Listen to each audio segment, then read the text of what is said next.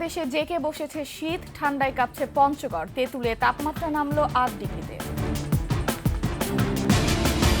ভারতীয় মিডিয়ায় এবার বাংলাদেশ নিয়ে মিথ্যাচার, অস্থিরতা বাড়ানোর চেষ্টা, বলছে নিউমার স্ক্যানার। পাঠ্য বইয়ে ছাত্র আন্দোলনের গ্রাফিতি, নতুন করে যুক্ত হচ্ছে মুক্তিযুদ্ধের ইতিহাস।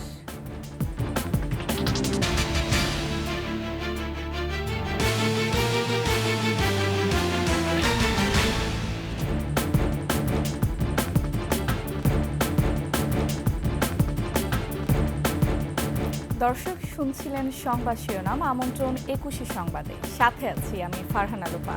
২১শে টেলিভিশনের সংবাদ একসাথে সরাসরি দেখতে পাবেন আমাদের ফেসবুক পেজ www.facebook.com/2124 অনলাইনে। এছাড়া সাবস্ক্রাইব করতে পারেন www.youtube.com/@21শে ইটিভি চ্যানেলে। অগ্রহায়ণের শেষে রাজধানী সহ সারা দেশ জুড়ে বাড়ছে শীতের তীব্রতা। পঞ্চগড়, রাজশাহী, চুয়াডাঙ্গার ওপর দিয়ে বইছে মৃদু শৈত্যপ্রবাহ। ঘন কুয়াশা ও কনকনে ঠান্ডায় বিপাকে পড়েছেন খেটে খাওয়া মানুষ। এদিকে পঞ্চগড়ে তেঁতুলে মৌসুমের সর্বনিম্ন তাপমাত্রা ৮.৪ ডিগ্রি সেলসিয়াস রেকর্ড করা হয়েছে। প্রতিনিধিদের সহায়তায় আরও জানাচ্ছেন খুরশিদ আলম মুকুল। গেল কয়েকদিন ধরে ঢাকাসহ দেশের বিভিন্ন জেলায় তাপমাত্রা কমেছে অস্বাভাবিক হারে। সঙ্গে রয়েছে কুয়াশার দাপট।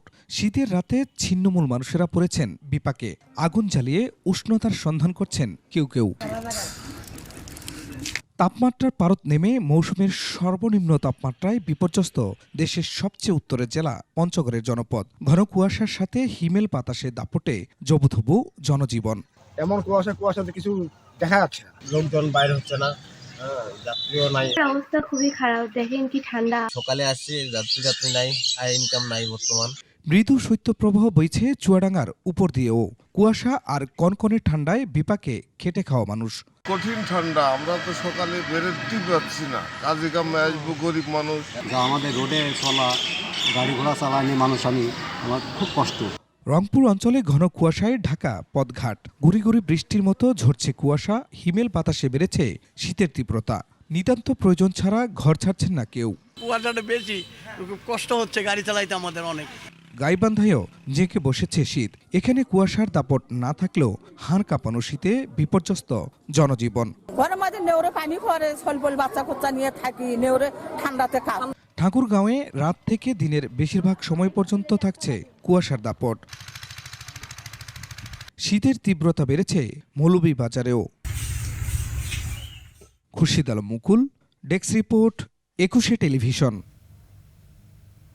এবার জানবো সপ্তাহের বাজার পরিস্থিতি। রাজধানী কারওয়ান বাজার থেকে সরাসরি যুক্ত হচ্ছেন নাহি সিরাজি নিম্মি। আমরা তো জেনেছি যে কিছু কিছু পণ্যের দাম কমেছে, তো ছুটির দিনের আজকের বাজার নিত্যপণ্যের সরবরাহ দরদাম কেমন দেখছেন, আমাদের বিস্তারিত জানাবেন। লোপা, অনেক ধন্যবাদ আপনাকে। আর আজকে শুরুতেই সুন্দর একটি শীতের সকাল, সেটার জন্য শুভেচ্ছা। আর আজকে কারওয়ান বাজারে আমি ঘুরে বিভিন্ন সবজির যে দোকানগুলো রয়েছে, প্রথমে যেহেতু শীতের সময়, তাই শীতের সবজির বাজারটি প্রথমে ঘোরা হয়েছে। আর সেখানে কিন্তু আলুর যে দাম, সেটি নিয়ে আমরা বিগত কয়েকদিন ধরেই দেখেছি যে বাজারে যেহেতু শীতের নতুন আলু উঠেছে, সেটির দাম কেমন, এবং আমরা শুনছিলাম গতকালকেও যে আলুর দাম বেশি। তো আজকে যখন বাজারে ঘুরেছি তখন দেখেছি পুরনো আলু যেটা রয়েছে সেটা কিন্তু ৬০ থেকে ৭০ টাকা দরে বিক্রি হচ্ছে, এবং নতুন আলু ৭০ থেকে ৮০ টাকা দামে। আর এর মধ্যে ফুলকপি যেটি রয়েছে সেটি ৩০ টাকা পিসে বিক্রি হচ্ছে, এবং মাঝারি আকারের যে লাউ রয়েছে সেটিও ৫০ টাকা। অন্যান্য সবজির মধ্যে যদি কাঁচামরিচকেই ধরে নেই, তাহলে কাঁচামরিচ ৬০ থেকে ১০০ টাকা কেজিতে বিক্রি হচ্ছে। সিম রয়েছে, সিমও ৩০ থেকে ৮০ টাকা। এটি আসলে যে দোকান যেমন পাচ্ছে সেভাবেই কিন্তু কিছুটা দাম হাঁকাচ্ছে বলা যেতেই পারে। বেগুন ৮০ টাকা, গাজর রয়েছে সেটি ৭০ থেকে ১১০ টাকা, মূলা ৩০ টাকা কেজি, এবং বাঁধাকপি প্রতি পিস বিক্রি হচ্ছে ৪০ টাকা করে। এবং পেঁপে রয়েছে, পেঁপেও ৪৫ থেকে ৫০ টাকায় পাওয়া যাচ্ছে। আর টমেটোর দাম ১০০ থেকে ১২০ টাকা কেজি প্রতিই রয়েছে।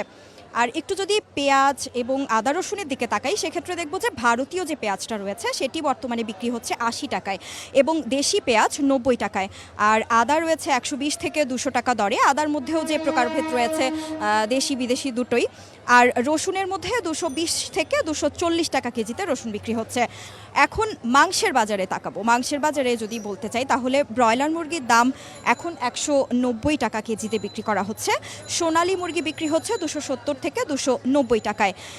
মাংসর কথা যেহেতু বললাম, এখন কিন্তু মশলার বাজারে একটু না তাকালেই নয়। সেই ক্ষেত্রে বাজারে বর্তমানে জিরা 70 টাকা প্রতি 100 গ্রামে বিক্রি করা হচ্ছে এবং এলাচ ছাড়া বলতে গেলে এখন বর্তমানে যেহেতু শীতের সময় শুরু হয়েছে, সুতরাং এলাচের প্রতি সবার একটা আলাদা টানই থাকবে, সেটি মাংস রান্নার ক্ষেত্রেই হোক বা যে কোনো তরকারি রান্নার ক্ষেত্রেই হোক কিংবা চা কিংবা যেটার ক্ষেত্রেই হোক না কেন। সেই এলাচ এখন বিক্রি হচ্ছে 4000 টাকা কেজি প্রতি। তো কারওয়ান বাজার ঘুরে আসলে সর্বশেষ আমার কাছে এখন পর্যন্ত আমি যেটা জানতে পেরেছি সেটি এটিই ছিল, এই সর্বশেষ তথ্য এগুলোই ছিল আমার কাছে। লোপা, ফিরবো আপনার কাছে। ধন্যবাদ আপনাকে, নাইট সিরাজি নিম্মি। এতক্ষণ আমরা যুক্ত ছিলাম রাজধানীর কারওয়ান বাজারে। চলে যাচ্ছে অন্যান্য খবরে। মিয়ানমারের রাখাইনে সহিংস ঘটনার প্রভাবে টেকনাফের নাফ নদীতে নৌযান চলাচলে নিষেধাজ্ঞার মধ্যে কোস্টগার্ডের নিরাপত্তায় সেন্ট মার্টিন গেল পণ্যবাহী 7টি ট্রলার। দ্বীপটিতে পণ্য সরবরাহ স্বাভাবিক রাখতে এই ব্যবস্থা নেওয়া হয়েছে বলে জানিয়েছেন প্রশাসন সংশ্লিষ্টরা। এসব ট্রলারে অন্তত 50 জন যাত্রীও সেন্ট মার্টিনে যান। এর আগে মঙ্গলবার রাতে টেকনাফ সেন্ট মার্টিন রুটে নাফ নদীতে সকল ধরনের নৌযান চলাচলে নিষেধাজ্ঞার কথা জানানো হয়। তবে বঙ্গোপসাগর হয়ে কক্সবাজার সেন্ট মার্টিন রুটে পর্যটকবাহী জাহাজ চলাচল অব্যাহত থাকছে। গত 8 ডিসেম্বর মিয়ানমারের সীমান্তবর্তী রাখাইন রাজ্যের মংডু শহর শতভাগ নিয়ন্ত্রণে নেওয়ার দাবি করে আরাকান আর্মি।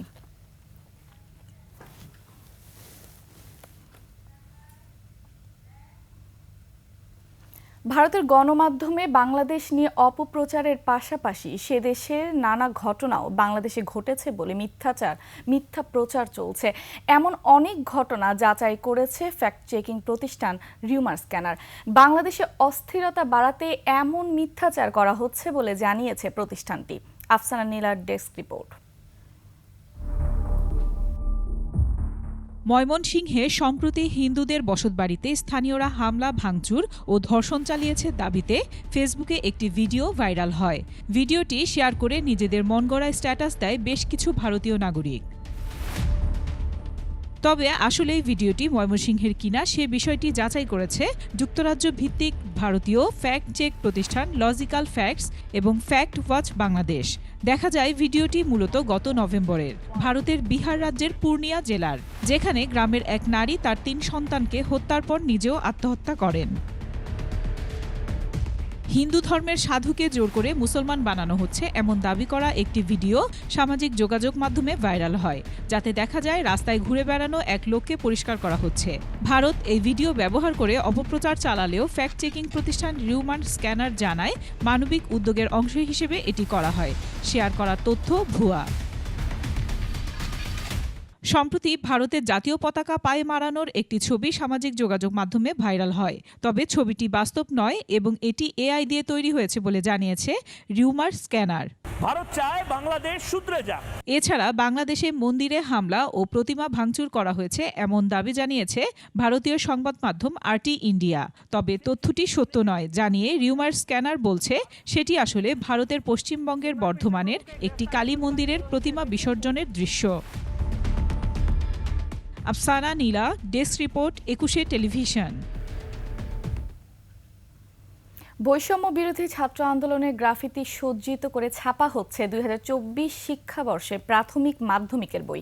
প্রায় আমূল পরিবর্তন করা হয়েছে সব বিষয়ের সূচিপত্র। নতুন করে যুক্ত করা হচ্ছে মুক্তিযুদ্ধের ইতিহাস। হেফাজতে ইসলামের দাবি মেনে ধর্মসহ বিভিন্ন সিলেবাসেও পরিবর্তন আনা হয়েছে। আদিত্য মামুনের রিপোর্ট। জুলাই মাসে ঘটে যাওয়া আন্দোলনের চিত্র এমনকি বিভিন্ন ঘটনা সংবলিত হয়েছে প্রাথমিক মাধ্যমিকের নতুন শিক্ষাক্রমের পাঠ্য বইগুলোতে। 1 জানুয়ারি দেশব্যাপী শিক্ষার্থীদের হাতে যেসব বই পৌঁছবে তাতে স্থান পাবে তাদের রচিত ইতিহাস। বেশ কিছু সংশোধন পরিমার্জন এগুলো হয়েছে, বিশেষ করে জুলাই গণ অভ্যুত্থানের কন্টেন্ট। বড়সড় পরিবর্তন আসছে বাংলা, সমাজ ও ধর্ম বইয়ে। প্রাথমিক থেকে মাধ্যমিকের সব শ্রেণীর বাংলা বইয়ে সংযোজন বিয়োজন হয়েছে লেখক তালিকাও। বিজ্ঞান, গণিত এগুলো তো সার্বজনীন বই, কিন্তু সামাজিক বিজ্ঞান, বাংলা, ইংরেজি এগুলোতে পরিবর্তনযোগ্য। ফজলুল আহমেদের নিঃসন্দেহে একজন নামকরা লেখক। তার লেখা আগে বাদ পড়েছিল, তা আমরা তার লেখাকে আমরা বাদ দেওয়ার প্রয়োজন মনে করি নাই। মানব বিবর্তনের ইতিহাস মুছে ফেলে নতুন করে ঢেলে সাজানো হয়েছে সমাজ বই। সেখানেও স্থান করে নিয়েছে জুলাই আন্দোলন। বিবর্তনের বিষয়গুলো উচ্চতর গবেষণার বিষয়, এগুলোকে আমরা স্কুলের শিক্ষার্থীদের কাছে এগুলো নিয়ে আমরা তাদেরকে এতটা ভাবনা চিন্তার মধ্যে ফেলে দিতে রাজি নই। 2012 সালের পাঠ্যপুস্তকের সূচিতে প্রত্যাবর্তন করলেও হেফাজতে ইসলামের নির্দিষ্ট অভিযোগকে আমলে নিয়েছে পাঠ্যপুস্তক বোর্ড। হেফাজতে ইসলামের 17টা দাবি ছিল, তাদের অনেক দাবি তো গ্রহণ করাই হয়েছে। তবে তাদের একটা বিশেষ কনসার্ন ছিল যে এই ট্রান্সজেন্ডারের ইস্যুটা, এই জাতীয় বাংলা প্রতিশব্দ ব্যবহার না করা। পরিবর্তন আছে মুক্তিযুদ্ধের ক্ষেত্রেও। উড়তাল মার্চে কেবল 7 মার্চের ভাষণকে স্থান দেওয়া হয়েছে। আলাদা করে তুলে আনা হয়েছে মুক্তিযুদ্ধে অবদান রাখা আরও ব্যক্তিত্বদের। ওভারঅল 71-এ যারা ভূমিকা পালন করেছে সবাইকে এখানে আনা হয়েছে। বঙ্গবন্ধুর জায়গায় আছেন। তাজউদ্দিন আহমেদের কথাই যদি বলেন, মুজিবনগর সরকার, সেটা তো উনি প্রধানমন্ত্রীর দায়িত্ব পালন করেছেন এবং যুদ্ধটা পরিচালনা করেছেন। সুতরাং তাদের অবদান কিন্তু খুব একটা ভালোভাবে আসে নাই। মৌলানা আব্দুল হামিদ খান ভাসানী, তার তেমন কোনো উল্লেখই ছিল না, অথচ তিনি আওয়ামী লীগেরও প্রতিষ্ঠাতা এবং তিনি মুক্তিযুদ্ধকালে তিনি উপদেষ্টা পরিষদের সভাপতি ছিলেন। শেরেবাংলা একে ফজলুল হক, তিনি তো কৃষকদের ঋণ থেকে মুক্ত করার জন্য, জমিদারি প্রথা উচ্ছেদের জন্য তার যে ভূমিকা, সেগুলো কিন্তু তেমনভাবে উল্লেখিত হয় নাই। এই বিষয়গুলোকে আমাদের পরিমার্জন করতে হয়েছে। 10টি শ্রেণীর 650 রকমের বইয়ের প্রায় সবগুলোর প্রচ্ছেদেও থাকছে জুলাই আন্দোলনের গ্রাফিতি। শিক্ষার্থীদের দাবির পরিপ্রেক্ষিতে এমন সিদ্ধান্ত নতুন প্রজন্মের মধ্যে স্বাধীন চেতার বিকাশ ঘটাবে বলে মনে করে পাঠ্যপুস্তক board. Aditya Mamun, 21 television, Dhaka. UEFA Europa লিগে জয় পেয়েছে ম্যানচেস্টার ইউনাইটেড। ভিক্টোরিয়া প্লাজেন্টকে 2-1 গোলে হারিয়েছে রেড ডেভিলরা। আর কনফারেন্স লিগে আস্তানার বিপক্ষে 3-1 গোলে জিতেছে চেলসি। নিজেদের মাঠে ম্যানইউকে ভালোভাবে আটকে রাখে প্লাজেন্ট। প্রথমার্ধে গোল তো হজম করেইনি, বরং বিরতির পরেই লিড নেয়। দিকেও জয়রথ অব্যাহত চেলসির। 3-1 ব্যবধানে জয়ের ম্যাচে ব্লুজদের সবগুলো গোলই রয়েছে প্রথমার্ধে।